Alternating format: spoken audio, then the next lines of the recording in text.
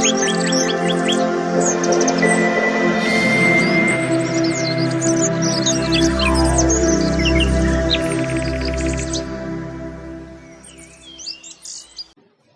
Friends, welcome back to our channel. స్త్రీ తన శరీరం జీవన కాలంలో అనేక మార్పులు కలిగి ఉంటుంది. యుక్త వయసు, గర్భం, ఋతువిరత వరకు మహిళలు కొన్ని అందమైన క్షణాలను ఆస్వాదించడమే కాకుండా అనేక శారీరక సవాళ్లను కూడా ఎదుర్కోవాల్సి వస్తుంది. ఇది వారిని శారీరకంగా మరియు మానసికంగా ప్రభావితం చేస్తుంది. తరచుగా మహిళలు శారీరకంగా వివిధ ఆరోగ్య సవాళ్లను ఎదుర్కోవాల్సి ఉంటుంది. బిడ్డను కనడం ప్రతి ఒక్కరూ ఒక వరంలా భావిస్తారు.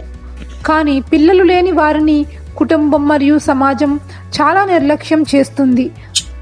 అటువంటి వారు ఒక్కసారి మా వీడియోని చూడండి. స్త్రీలు తమ కడుపులో బిడ్డను మోయడానికి అవకాశం ఉన్నందున కొన్ని జీవ పరిస్థితుల కారణంగా వారు కొన్నిసార్లు ఈ సహజ ప్రక్రియను కోల్పోవచ్చు. దీనిని వందత్వం అంటారు. ఈ సమస్య పురుషుల్లో ఎక్కువగా కనిపిస్తుంది.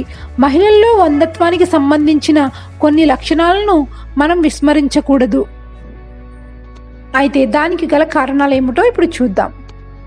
సాధారణంగా సగటు ఋతుచక్రం 28 రోజులు. కొన్ని రోజులు ముందు లేదా వెనుక వచ్చినా అది అంత ఆందోళన చెందవలసిన అవసరం లేదు.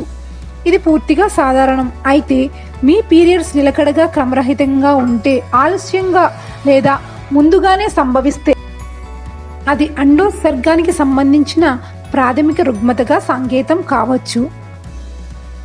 అంటే ఇది వందత్వాన్ని సూచిస్తుంది. కొంతమందిలో 3 నెలలకు మించి బహిష్టు స్త్రీలు వెంటనే వైద్యుని తప్పక సంప్రదించాలి.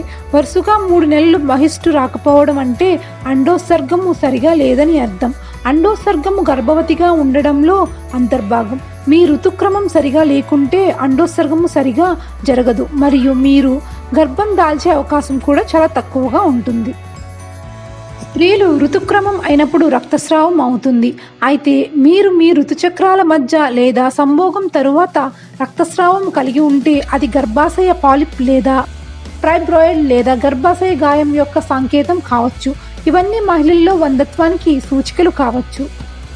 అంతేకాదు, కొంతమంది స్త్రీలు వారి ఋతుకాలంలో నొప్పితో కూడిన కండరాలు తిమ్మిరిని అనుభవిస్తారు.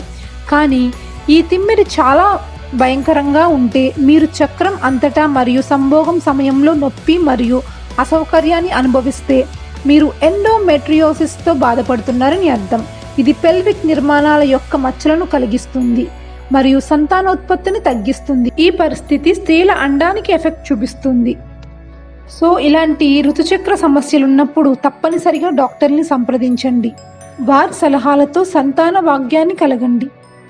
ఓకే ఫ్రెండ్స్, ఈ వీడియో మీకు నచ్చితే లైక్ చేయండి. మరిన్ని హెల్తీ టిప్స్ కోసం మా ఛానల్ని సబ్స్క్రైబ్ చేసుకోండి. Thanks for watching.